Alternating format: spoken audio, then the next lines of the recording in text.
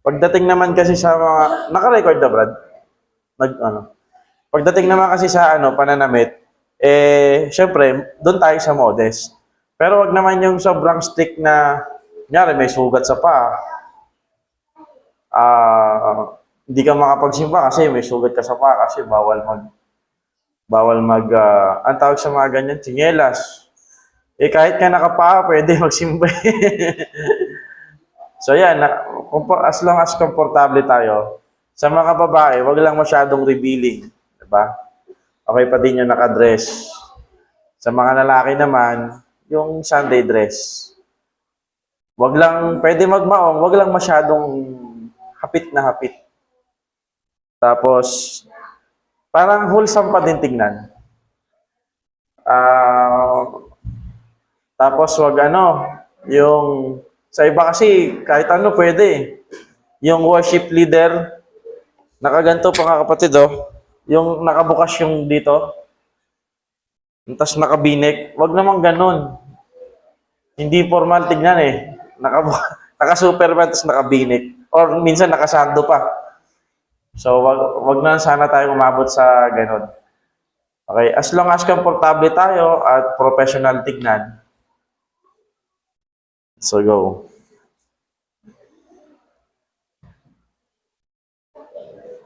At ngayon po, bago po tayo mag-start, meron po ba tayong tanong? Meron po ba tayong, nakatapos na po tayo ng omnipotent, omniscient, omnipresent ni Lord. Ngayon po, ang pag-uusapan naman natin ay God is eternal. Yung mapagsawalang hanggan ang Panginoon or wala siyang simula, walang katapusan. Kung meron, bago po tayo mag-start, may tanong po ba tayo? Related or hindi related sa ating study? Ikaw, may tanong ka? Joke lang. Ang pangalan ng anak ni Sister Sandy? Kalimutan ko. Si Caleb. Pag-pray natin ang kanyang papa, si Brother Sam, at ganoon din yung father ni Brother Brian.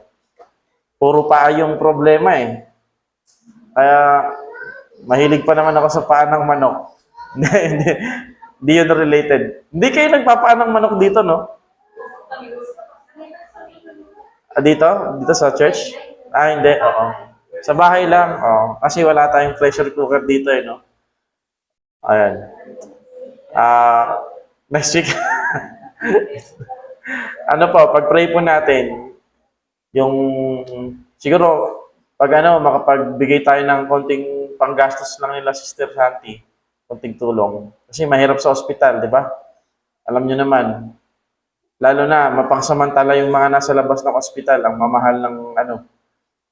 mamahal ng bilihin. Minsan ganun, no? Tapos, yan, pag-pray natin, financial provision for them, at saka kagalingan. So, kung puputulin o hindi, mahirap ma-amputate. Siyempre, may insurance ba si Sam? May insurance? Meron po. Pero yung tipong sa mga card kasi, di ba? Mga health card, pag na-amputate ka, ang lalaki ng milyon ang nakukuha. Wala siyang ganun. Sayang. Kaya pag mayroon na kayong uric agad, kuha na kayo ng mga insurance para at least kahit pa paano. Yung totally considered yan as disabled na, di na makapag-work. So sa insurance, malaki-laki ang yan. Sa St. Peter, meron din yan Meron kang makukuha. Pero within 10 years lang. Pero kung 11 years ka na yung plan mo, hindi na. 10 years lang pababa. Mga na-amputate kamay pa. Wala din siyang St. Peter. Wala din. Hindi naman natin wini-wish maganon, pero kung dadating sana yung mga ganong pagkakataon, mahirap mahugot. Yung plan namin ni Mrs., yung plan ko sa St. Peter, ang price nun 100K, mababa lang naman. Pero yung 100K, after 15 years, makukuha mo yung 100K, 20%. Ika 17th year, 20% ulit. So 20K, 20K. Sakto yun pag nag-college siya. may pambili ng notebook. Siguro sa tingin ko, pang notebook na lang yung 20K pagdating ng araw eh. Ganun na kamahal. Tapos, kung loobin ni Lord, makakuha din ng insurance. Kasi importante yan eh. Okay po. At pag-pray po natin si Brother Sam. Ngayon pong hapon, ang ating pong aaralin ay tungkol po sa timelessness ng Diyos. God is eternal. Ano pong ibig sabihin nito? Sa madaling salita, wala siyang simula, walang katapusan. So, tatanong kayo, ano ang ginagawa ng Diyos bago niya likhain ang mundo? Sino makasagot? Bigyan ko ng rabbit. May rabbit ako dito. Ito, seryoso, rabbit, ayan o. Grabe kasi, Brother Bray, kahapon, 2 beses akong gumano, no? Sa harap ni Master Lawrence, sobrang antok.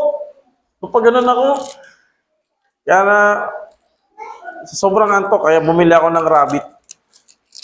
Ano kaya, Miss Grace, ano kaya ginagawa ni Lord? Nung di niya pa hindi mo alam. Wala ka naman doon kasi. Inisip niya kung paano niya tayo gagawin. Kailangan pa bang isipin ni Lord?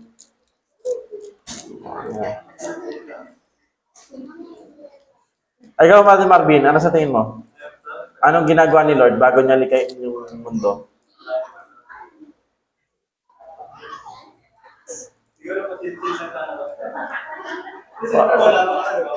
Chill lang, ano? Wala pang nananakit sa kanya eh. Alam niyo sa States, naging issue yan. Yung pastor nagpipreach habang nagkakape.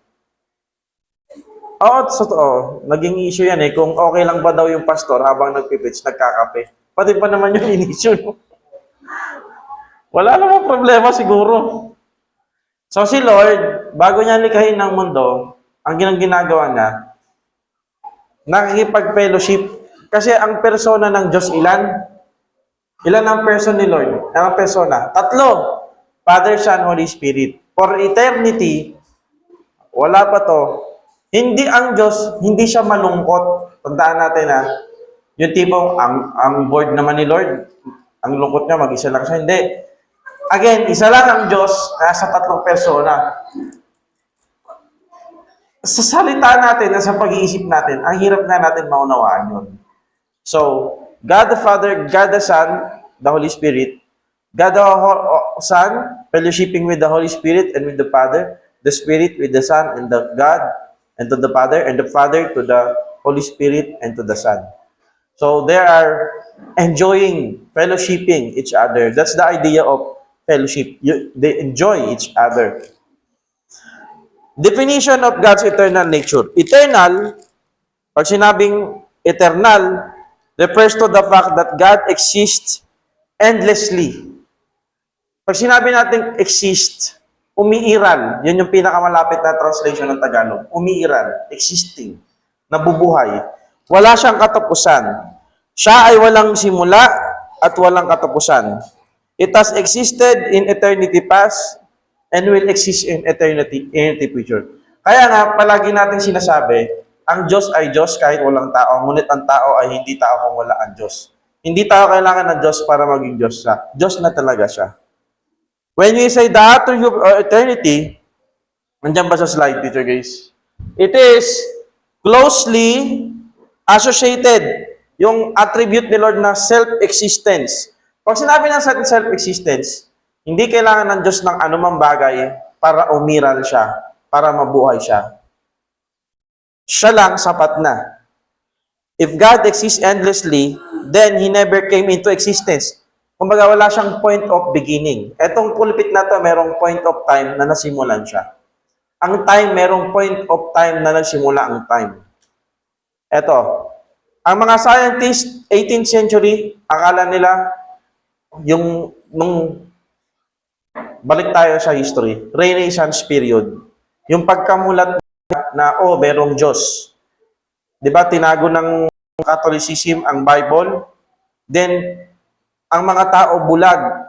Kaya tinawag Dark Ages. Hindi nila alam yung katotohanan. Pero nung pagdating ng 16th century, nabuksan yung isip nila na tayo ay nabubuhay para sa Diyos. Pero after ng 16th century, in the middle of 17th century, andyan yung mga modernism. Ito na yung mga nagsasabi na, Ops, pwede tayong mabuhay kahit wala ang Diyos, kahit hindi mo kinikilala ang Diyos. So, ang nangyari, ang resulta ng modernism ay yung tinatawag na postmodernism. Yung postmodernism, ito na yung evolution. Pag sinabi mong post, after ng modernism, ang result ng hindi paniniwala sa Diyos, ito na. LGBT, feminism, evolution, at isa sa yung mga scientists na hindi naniniwala sa Diyos, na ang paniniwala nila that the universe always exists. Wala daw point of beginning or point of time ang universe. Katulad ng sinasabi ni Stephen Hawking. Si Stephen Hawking yung nasa wheelchair, di ba? Yung nakaganon. Pero, napatunayan ng mga scientists ngayon na mali si Stephen Hawking. Na mali na ang pag-iisip na ang universe always exists. Merong beginning of time. Merong beginning ang universe. Merong point of time na biglang nagkaroon ng universe. Ang tanong, bakit at saan nagmula? So sa Christian worldview, sa atin, merong creator, kinreate niya. Sa kanila, Big Bang, evolution. Kita mo, isang kabaliwan at isang kamangmangan ang isang tao maniwala sa Big Bang at saka sa evolution. Bakit? Ito, bibigyan ng example. Ang evolution, it states na ang isang maliit na specimen, isang maliit na katiting na kung ano man yan, dadaan ng billion years, mag-e-evolve siya.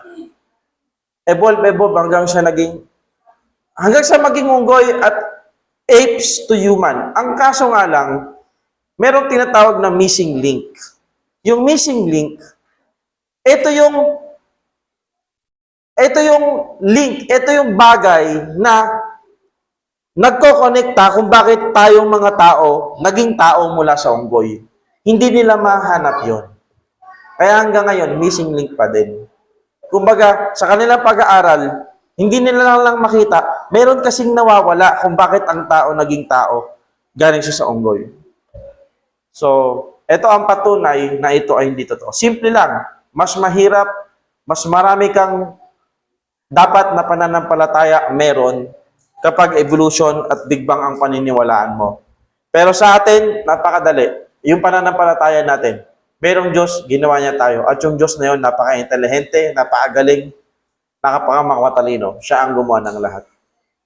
So, merong beginning ang universe.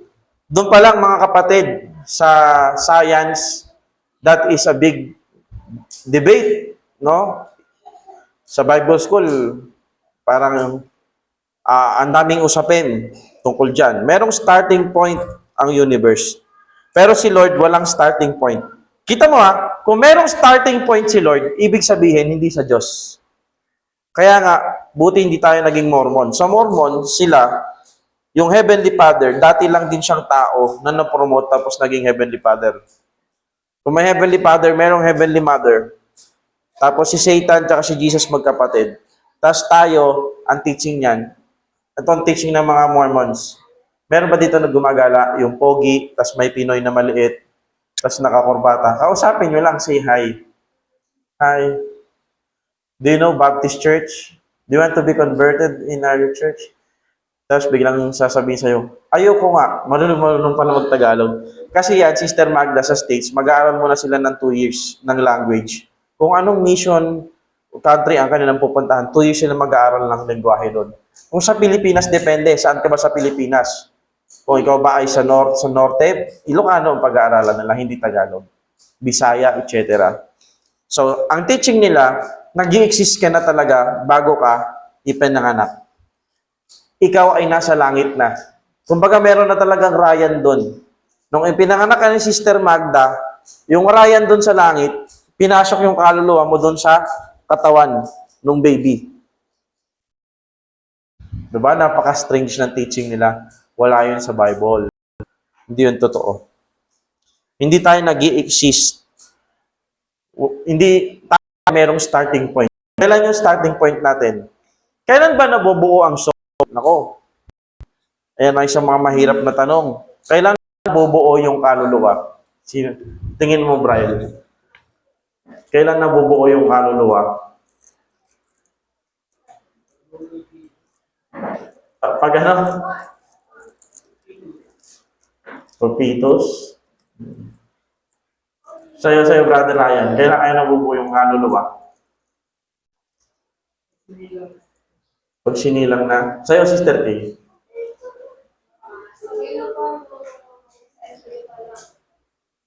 Galing, no? Galing, mas magaling. Naniniwala na ako, mas magaling talaga mga babae. Pero mas malakas ang mga lalaki, ha? Magaling kayo mag-isip, pero mas malakas pa ng mga lalaki. Kaya nga ako naniniwala, dapat sa Kongreso, balance. Hindi lahat puro lalaki. Diba? Kailangan may mga babae din. Okay? Yan, tama yun. Sabay. Kung ang katawan ay bahay ng kaluluwa at ang espiritu, sabayan na ang perform. Okay? May mga teachings kasi na ang buhay nagsisimula after na siya na lumabas ang bata sa sinapupunan ng kanyang nanay. Doon mo lang matatawag na life yun. Yun yung teachings ng mga abortionist. Na hindi pa naman yan buhay. Kaya hindi mo masasabing papatayin mo yung buhay kasi hindi pa yan buhay. Alam niyo ba paano ina-abort ang bata? Ikaw, Kim, meron kang idea paano pinapalaglag yung bata? Ay, hindi nyo na pag-aralan sa school? Nalimutan na. Karumal-dumal, guguntingin nila sa loob. Halos maiyak ako nung nakita ko eh. Bata na, may mukha na, ano. Di ba? Chachap-chapin mo dun sa loob. Or kaya, pipilay-pilayin mo dun sa loob ng nanay, tapos ilalabas. Isa sa action. Kita mo yung kalokohan nila. Kung di ba't hindi sila mananagot sa Diyos. Karumal-dumal yung...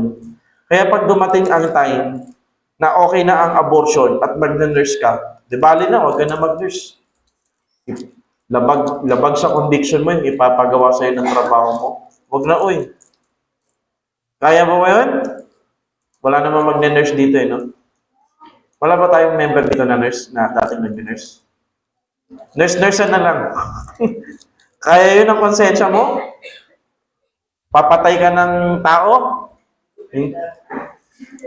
Si Tupe, oo.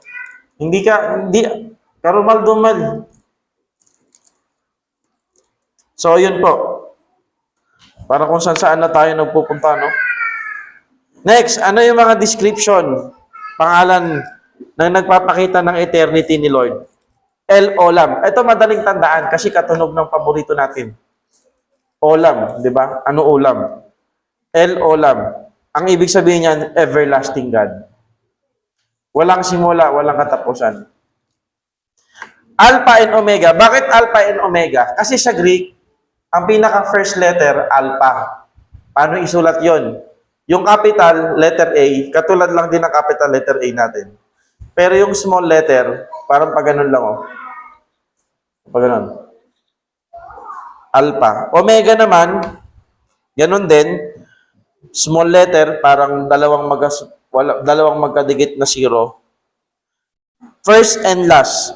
Alpha and Omega, first and last. Siya ang una at huli. Hindi ibig sabihin may starting point siya.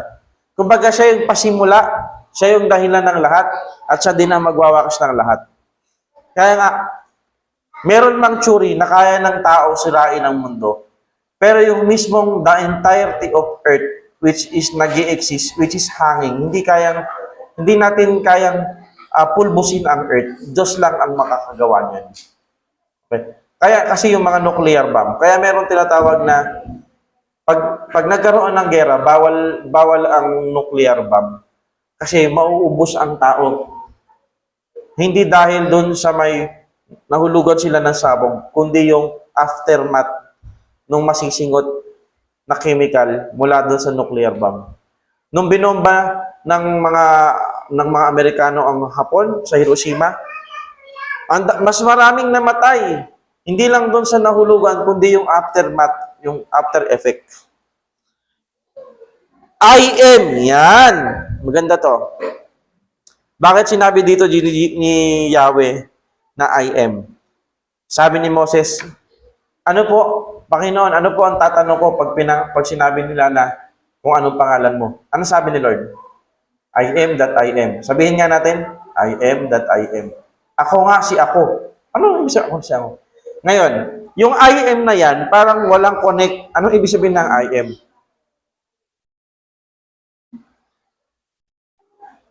Now, maalala nyo si Jesus Christ? Nung sinabi niya sa John chapter 8, sabi niya, before Abraham was, anong sunod doon? Anong sunod doon? I am. Anong ginawa ng mga Pariseo? Kumuha ng bato, decided na sila na patayin na si Jesus Christ right there. Kasi ang mga Hudyo, ano ang capital sentence nila? Ha? Stone to death. Kumuha sila ng bato. Hindi yun sa ating tipong trip-trip lang na nakakainis ka, batuhin kita. Hindi. That time, gusto na nilang patayin si Jesus Christ. Now, kung ikaw ay under ka ng Roman Empire, hindi ka pwedeng papatay. Kailangan mo nang pumunta sa Roman government at patunayan na itong taong to nagkasala sa Roman law. Kasi yun ang patupad.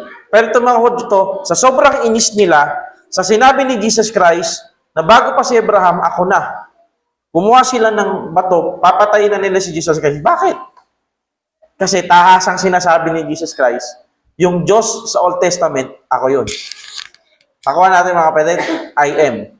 Yung I am, yung Lord God, yung I am, na kinikilala nila sa Old Testament, mula Genesis na gumawa lahat ng bagay, at sinabi ni Jesus Christ, yung Diyos na kinikilala niyo yun, ako na yun. Kaya sobra ang galit ng mga Pariseo. Gusto na nilang patayin si Jesus Christ. Another one is the Ancient of Days. Anong ibig sabihin nito? Ang Diyos, siya ay kinikilala bilang merong maputing buhok. Nagpapakita na ka ng ancientness.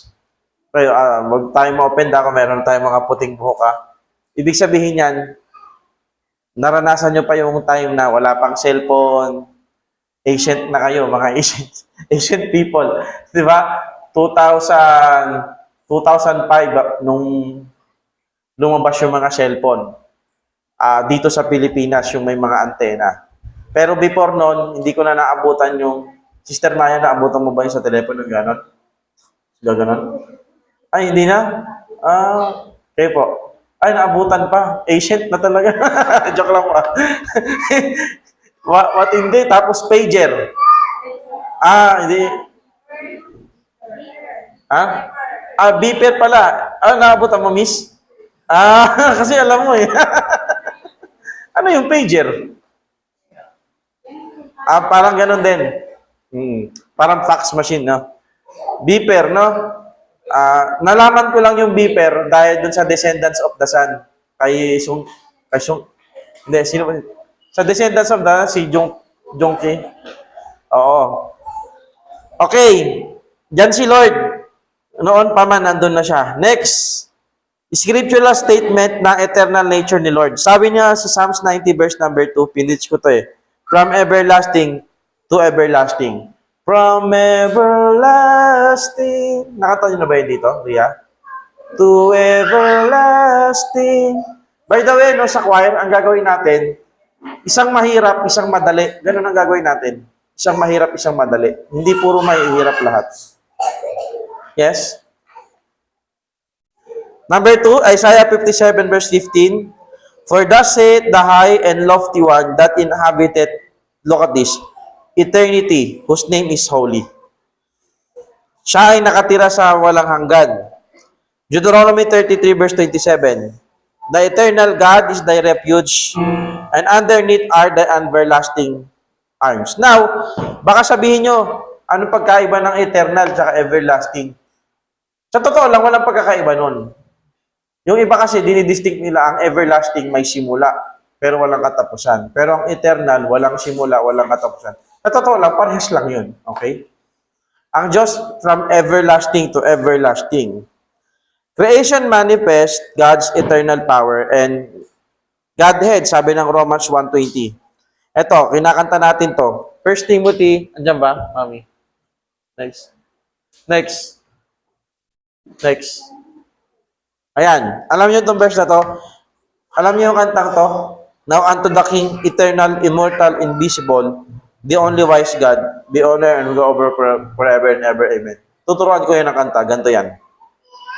Now unto the King, eternal, immortal, invisible, the only wise God, the only wise God, be honor and glory forever and ever. Amen. Amen. Be honor and glory forever and ever. Amen.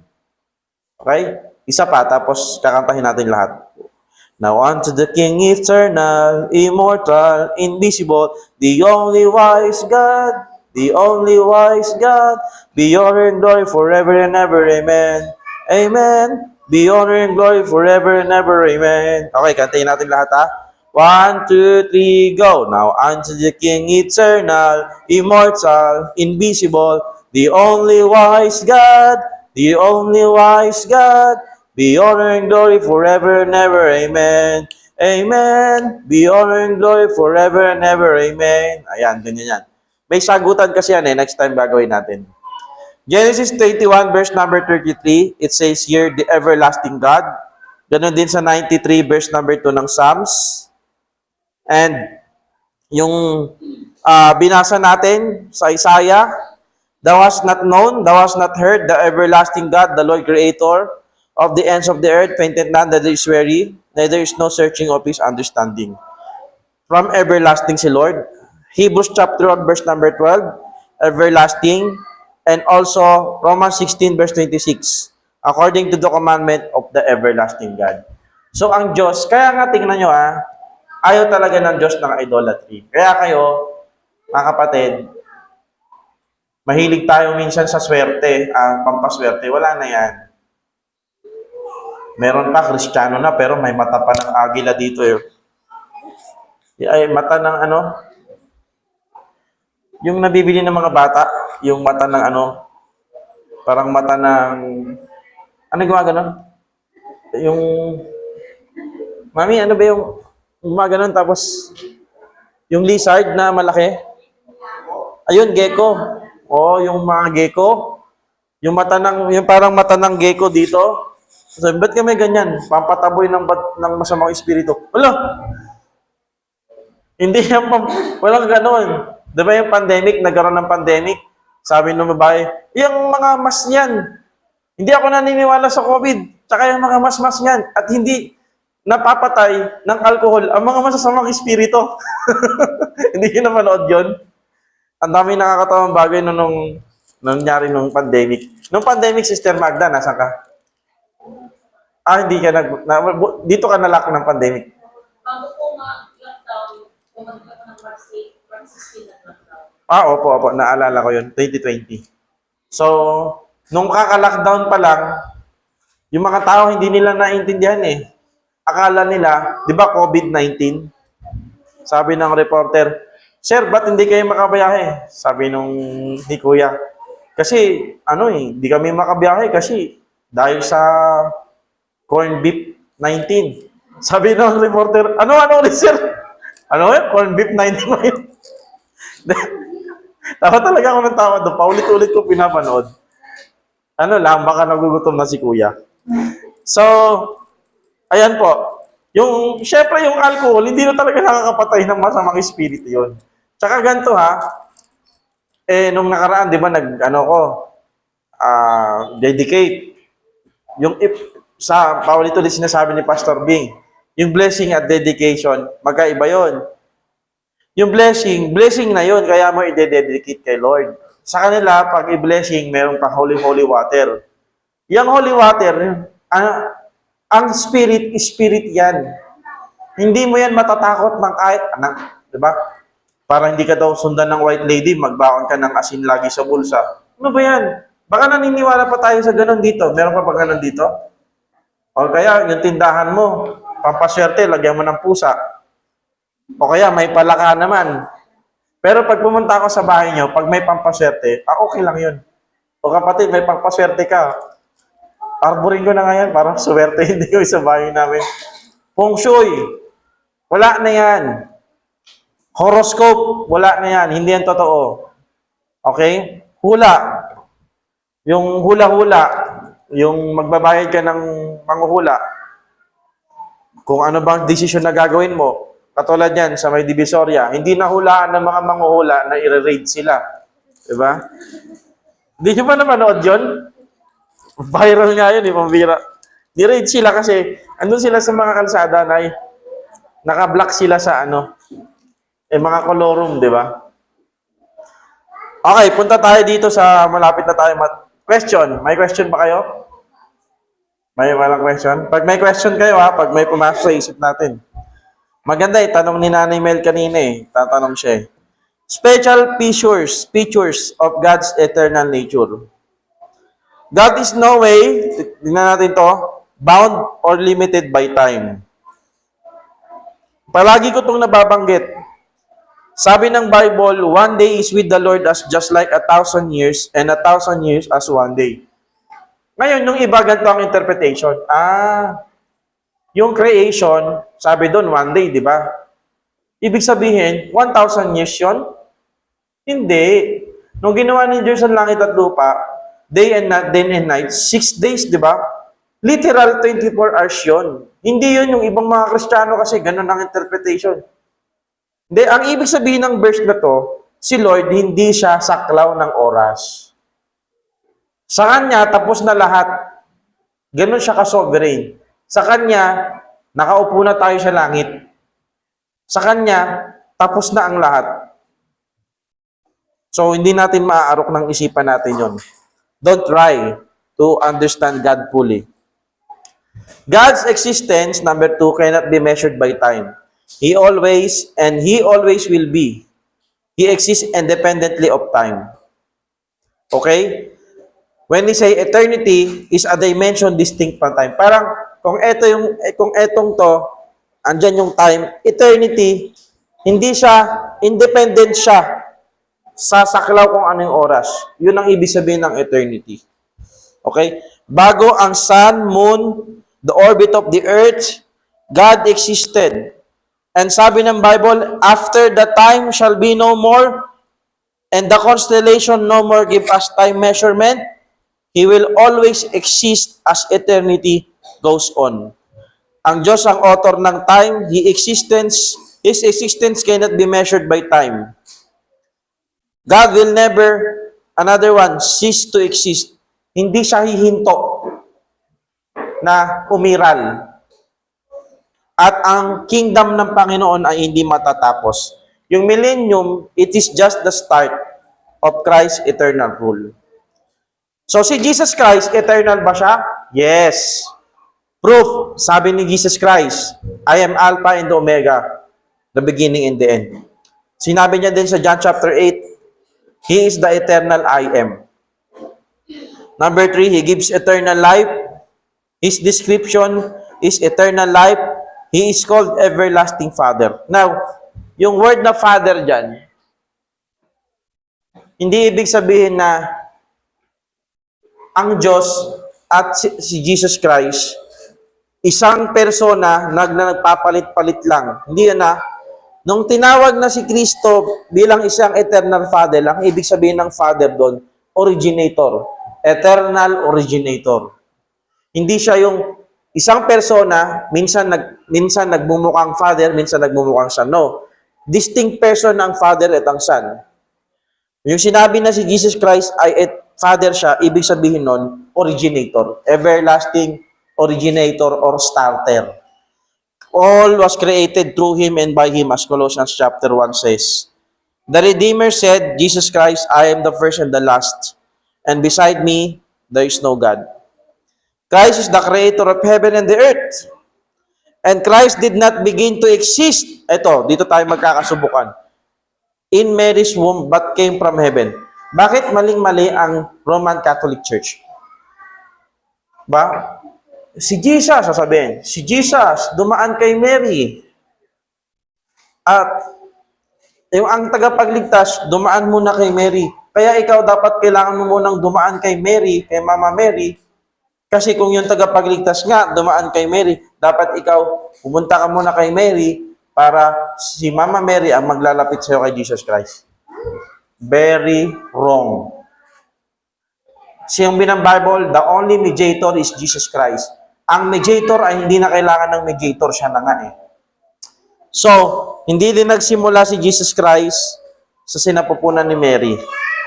He always existing before the world began. Christ going forth have been from of old and from everlasting. Now, Pastor Jomar, ano naman ang application kung si Lord ay eternal sa atin? Ano yung mahuhugot nating prinsipyo? Paano natin ito ma-apply sa ating buhay? Number 1, andyan ba kayo? Say amen? Be patient. God will fulfill or accomplish what He has promised. Kaya tandaan mo ikaw, may mga pangit ka pang ugali. Hindi ka pa matured. Always remember, He's still working on me. You are under construction. Ano yan? He's still working on me to make me what I am to be. Huh? The moon and the stars, sun and the earth and beautiful and Mars. Diba? Ginawa niya lang yun 6 days. Pero ikaw, guys, is still working nyo. Anong ibig sabihin nun? Grabe naman, Lord, ang tagal naman sa akin. Hindi. Ganon ka ka-espesyal. Ganon ka ka-espesyal sa Panginoon na hanggang ngayon, nagwo-work si Lord sa'yo. Kaya, kung si Lord patient sa'yo, maging patient ka din sa sarili mo. May mga pagkakataon, sinusukuan na natin yung sarili natin. Yung tipong, wala, hanggang dito na lang ako. Or naman, wala, di na mababago yung ugali ko. Hindi. Ako nga, akala ko dati, alam nyo ba dati, ang sama-sama ko, ang hilig ko sa green jokes. Alam ni Mrs. yan eh. Nung binata ako, pag mga lalaki, ang hilig ko sa green jokes. Kahit Kristiyano na ako. Akala ko hindi na matatanggal yun. Pero, nagmamature talaga ang tao, Brother Brian. Sa Bible school, pag yung teacher ko nakapagsabi ng parang dalawang, anong tawag doon, double meaning na salita, tinitignan na ako ng mga classmate ko, tapos tawa na ng tawa. Kumbaga sa classroom namin, na-impluwensyahan ko sila ng pagiging green. Para sa akin kasi, hindi naman ako apektado doon, parang katuwaan lang. Pero, hindi maganda yon. Kaya, nagbabago din ang tao. Okay? Nagmamature. Lalo na kapag lagi mong i-expose ang sarili mo sa Word of God. Okay? Kilala ko ng mga classmate ko bilang bilang maloko din, pero pagdating sa pag-aaral, ibang usapan yun. Doon naman. Jamming, maloko, makwento, pero pagdating sa pag-aaral, lalo na at salita ng Diyos, seryosohan na yun. Kaya naiinis ako sa kanila, kapag time na ng pag-aaral, puro pa rin silang pantitrip, ayoko na ng ganon. Next, assurance. Dahil walang hanggan ng Diyos, alam natin na yung ibinigay niya, kung siya ay nasa sa atin at siya ay eternal, ang ibinigay niya sa ating buhay, eternal life. Kaya, nung sabi ni John Newton, it is expressed in his hymn, when we've been there 10,000 years, bright shining as the sun, we've no less day to sing God's praise than when we first began. Kumbaga, pag nandun na tayo, 10,000 years na. Pero parang nagsisimula pa lang tayo. Ganon katindi. Sa langit, hindi boring. Tandaan natin sa tao, meron tayong excitement, pero pag nakuha na natin yon, nawawala na yung excitement natin. Ganon tayo eh. Huwag nating isipin na baka sa langit, sa una exciting, pero pagdating doon, pag tumagal, wala na. Kasi nga, hindi na tayo bound ng time doon. Palaging masaya. Ngayon, tanong. Ito yung tanong eh. Kapag nasa langit na tayo, maaalala pa kaya natin yung mga mahal natin sa buhay na nasa impyerno? Yan. Ano sa tingin nyo? Siyempre, ikaw ba, halimbawa, parang ako minsan, madaming pagkakataon, kumakain ako sa mga fine dining restaurant. Pero si Mrs., hindi siya kasama. Siyempre, nalulungkot ako. Hindi. Minsan lang naman yun. Hindi naman fine dining. Ibig sabihin, yung maraming pagkakataon na nasasama ka sa libre naman, wala ka namang, may kakayahan ka, pero Tayong mga Ilocano, Sister Magda, ilang beses mong pag-iisipan bago ka bumili ng isang bagay. Ganun ako eh. 1,000 times. Yung pagbili ko ng 2 boxer nung Thursday, matagal ko na kailangan ng boxer pero nung Thursday lang. Kasi maraming bagay ako nag-isip. Kaya dito, pag may binili ako sa church, hindi yun naisipan ko na lang tapos bumili ako. Madaming bagay ko yung pinag-isipan. Bibili pa talaga ako o hindi. Kasi ganon ako na-train. Ganon kami na-train bilang Ilocano yung tatay ko. Ilocanong ugali. So, ayan. Masarap kumain. Tapos maaalala ko si Mrs. Siyempre parang nakakonsensya. Ako kumakain ng masarap. Mrs. ko nagdedelata. Kaya ang ginagawa ko, ano no? Brad, ang ginagawa ko, pagkakain ako sa labas, hindi sa kasama, binag-iiwan na ako ng pera, 250, para nagpupunpanda. Hindi ako nakakonsensya. Oh, panis. Katulad nun, kumain ako, iniwanan ko sila ng pang food panda nila. Oo. So pag sa langit, ganun kaya yung pakiramdam natin. Mga kapatid, pag nasa langit na tayo, naalala niyo yung sinabi ni Jesus Christ, napapawiin niya ang ating mga luha. Ba't ka ba iiyak sa langit? Hindi lang dahil sa wakas, Lord, tapos na lahat ng paghihirap ko sa lupa. Dito sa lupa, minsan masaya, minsan malungkot, pero mas marami yung malungkot. Tingnan mo ha, tuwing kailan ka lang masaya, pag nasa bahay ka at wala ka nang ginagawa. Tuwing linggo, pag mag-church. We.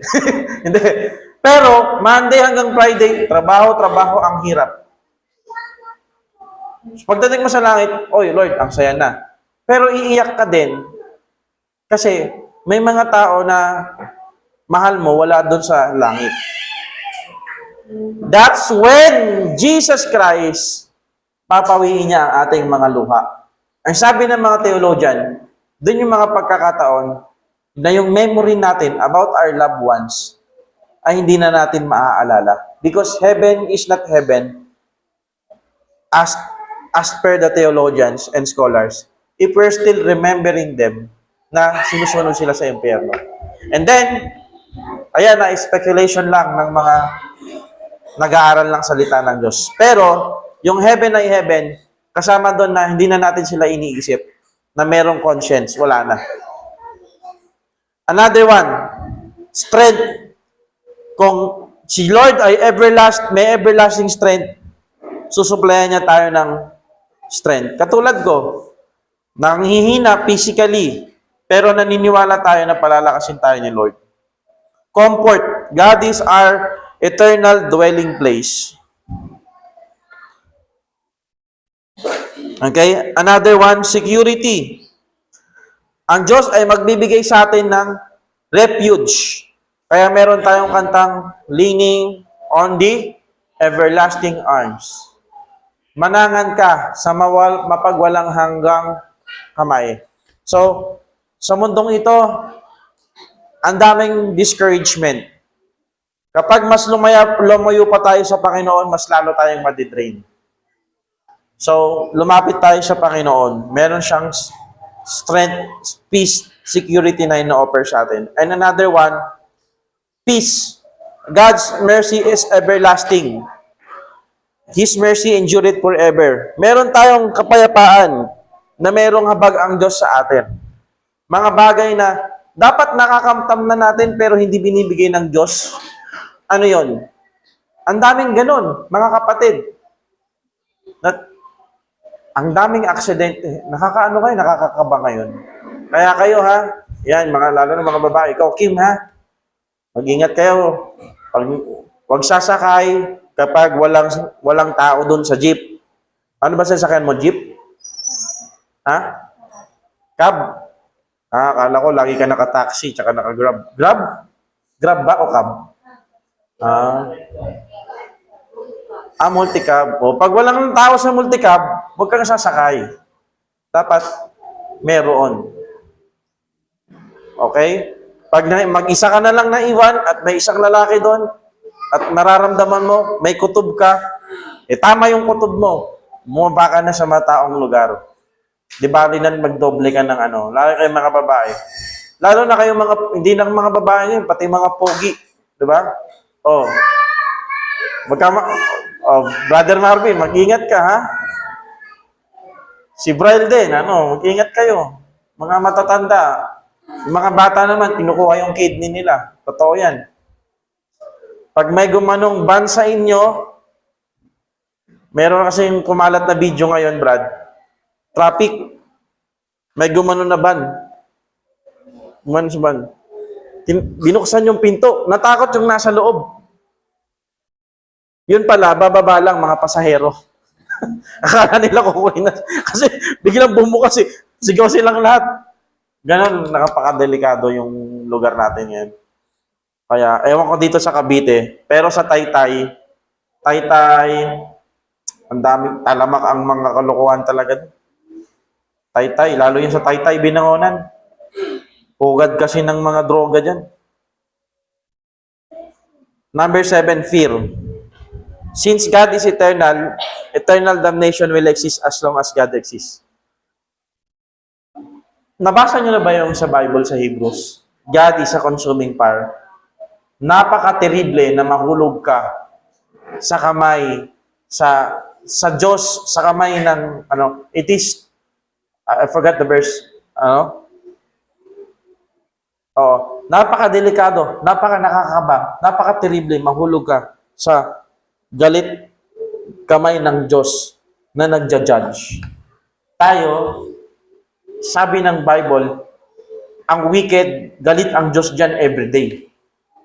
Except sa sila ay na kay Kristo. Kaya tanong, yung mga tao bang napunta sa impreno, mahal pa rin ba sila ni Lord? Tandaan natin, God's love in us because God loves us because we are in Christ. Dahil na tayo ay na kay Kristo at ang pagmamahal ng Ama ay nasa anak, tayo ay accepted in the beloved. Mahal tayo ng Diyos. Now, mahal ng Diyos lahat ng tao in a sense na meron siyang general call, meron siyang invitations na ayaw niyang lahat mapahamak. Pero ang mga taong to napunta sa impyerno, hindi dahil pinili ng Diyos na mapunta sila sa impyerno, kundi dahil hindi nila pinili ang Diyos. Hindi nila pinili si Jesus Christ. Tinanggap si Jesus Christ. So as we end, mga kapatid, merong kanta na gusto kong awitin natin na nagpapakita ng pagiging everlasting Lord. So, bababaan lang natin, ha? We believe in the Father, who created all that is, and we believe the universe and all therein is His. Sabayin niyo ko, ha? As a loving Heavenly Father, He yearned to save us all, to lift us from the fall. We believe, 1, 2, 3, and we believe in Jesus, the Father's only Son, existing uncreated before the time had begun, a sacrifice for sin. He died and rose again to ransom sinful men. We believe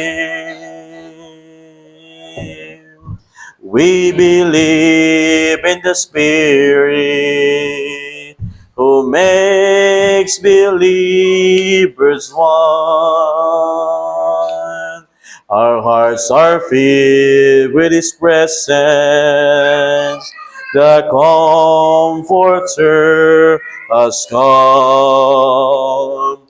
The kingdom unfold in His plan, unhindered by crowds of men.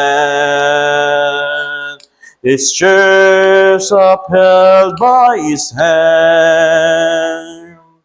We believe. All together now. See the earth be removed and time be no more. These truths are secure. God's word shall endure. Whatever may change, these things are sure. We believe. Come on. So if the mountains are cast down into the plain, when kingdoms shall crumble, this once remains. Our fate is not subject to seasons of man. With our Father we proclaim, we believe our Lord will come, as He said. The land and the sea will give up their dead. His children will reign with Him as their head. We believe. We believe. Naniniwala ba tayo? Amen? Amen. Pabira, pagod ako dun Di kayo kumanta, di nyo ko sinamahan. Taas kasi. Let's all stand up po and let's go to the Lord in prayer. Father God in heaven, we are so grateful. Naniniwala po kami sa inyo, sa inyong anak at sa banal na Espiritu. Na the earth will remove and the sun will be no more. Ang mga katotohanan nito ay palaging mag-stand forever. Lord, I pray, you bless each every one of us. Bless niyo po ang bawat isa sa amin. Encourage niyo po kami. We know na ang buhay po ay punong-puno ng futility, punong-puno po ng vain, punong-puno po ng trials and temptations. But knowing you that you are our eternal God who can give us eternal peace, love, and mercy, help us to lean on you, to lean on the everlasting arms. Thank you, Father.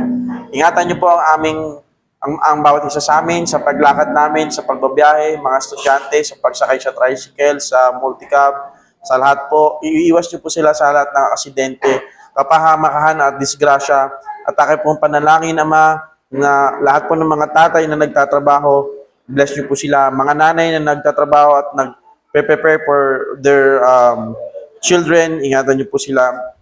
Ingatan niyo po ang palaging pagbiyahe sa amin. At i-bless niyo po lahat ng aming pong source of income, lahat po ng aming business, i-promote niyo po kami. May mga desire po na paglingkuran kayo, may mga desire na magpayaman upang gamitin po sa inyo pong gawain. Bless niyo po ang kanilang desire. We thank you, Lord, and all these things we ask in the most precious name of our Lord Jesus Christ. Amen. Kantahan po natin ang ating doxology. Ready, sing. Praise God from whom all blessings flow. Praise Him, all creatures here below. Praise Him above the heavenly hosts. Praise Father, Son, and Holy Ghost. Amen. God bless our week. Tapos na po ating pananabahan, mga kapatid. Amen.